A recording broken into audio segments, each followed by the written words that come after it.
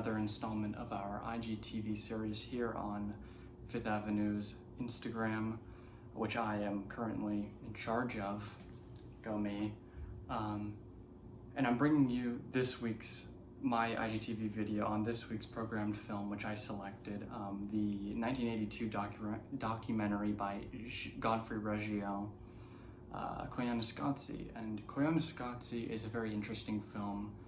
I would not say it is for the average viewer, particularly because it will probably get boring if you don't care about the subject matter, which I think opens up an interesting discussion or discourse about the effectiveness of the film as a documentary, because of course this film was created in the 80s when climate concerns were just beginning, really kind of the criticality of industrialization and the ideas of post-humanism were first creeping into the minds of neurotic people, as they always do.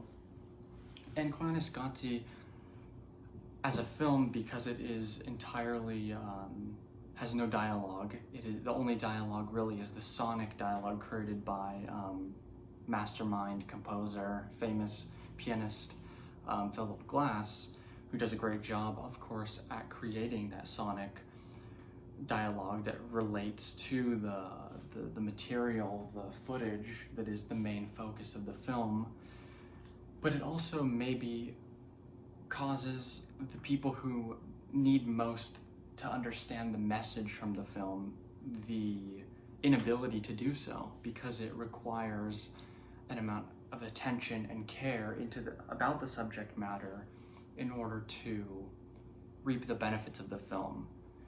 But I will say, this film is, for me personally, a great documentary, particularly in juxtaposition to my previous film, After Hours, my previous film choice, which kind of, I would say, is a bit interconnected with Koyaanisqatsi, as After Hours kind of examines the inherent negatives that come from, a man within a capitalist system, the main character, whose lack of emotional intelligence and social ability leaves him to have one of the worst nights of his life, showing kind of the pitfalls of someone who is so career-driven, socially climbing, but not actually understanding of what their actions are doing in the context of other people. And this film, I think, similarly, in a bit of a more meta and a little bit of a more tragic and melancholic look at the effects of the human and capitalist human within the world and nature, as this film kind of alludes to many of the issues that arise at the helm of overconsumption and stripping nature of its resources.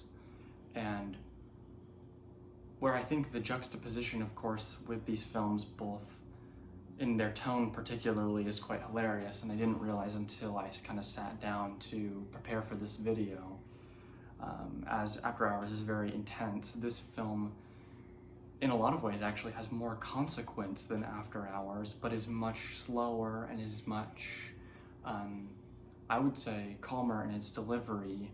However, the results of the film require much more drastic attention and much more inquisition for finding kind of the answers of your proximity and the world's proximity to the subject. And so for that, I think Koyaanisqatsi is a very valuable, but also a documentary that we can be very critical of, and that's why I love it.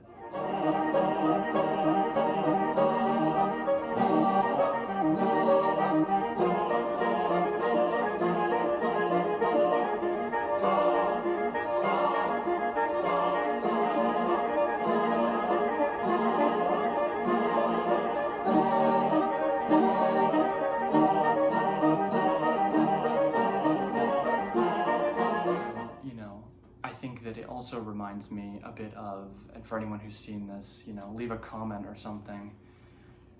The documentary, an old documentary, which is very short, one of my favorite kind of short films is Lights by Marie Menken. I don't remember the year it's from, but that film kind of depicts the Christmas lights of New York City a long time ago, and kind of the highlights, you know, this mass amount of light in darkness.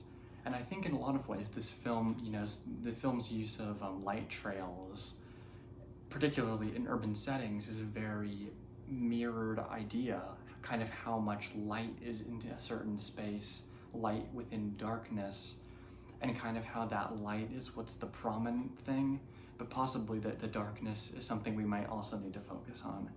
And I think that the through lines between other films that Koyaanisqatsi brings up is something that interests me a lot, and I hope it interests you as viewers. So make sure to check that out.